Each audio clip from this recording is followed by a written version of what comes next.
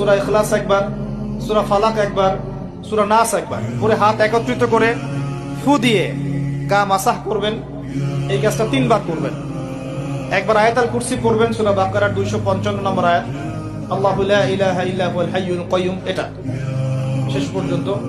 এরপর সূরা বাকারার শেষের 3টা আয়াত পড়বেন, লিল্লাহি মা ফিস সামাওয়াতি, এখান থেকে ফানসুরনা আলাল কওমিল কাফিরিন পর্যন্ত।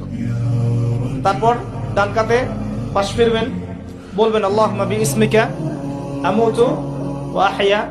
হাত নিবেন, হাতে গুনতে থাকবেন সুবহানাল্লাহ সুবহানাল্লাহ সুবহানাল্লাহ 33 বার, আলহামদুলিল্লাহ আলহামদুলিল্লাহ আলহামদুলিল্লাহ 33 বার, আল্লাহু আকবার আল্লাহু আকবার আল্লাহু আকবার 34 বার। ঘুমিয়ে যাবেন। এখন যদি আপনি 6 ঘন্টা ঘুমান, আপনি নবী সাল্লাল্লাহু আলাইহি ওয়াসাল্লামের সুন্নত অনুযায়ী ঘুমিয়েছেন, প্রত্যেক ঘন্টা ঘুমানোর জন্য আল্লাহ আপনাকে নেকি দিবে ইনশাআল্লাহ। এমনি ঘুমালে নেকি হতো না, রেস্ট নেওয়া হতো।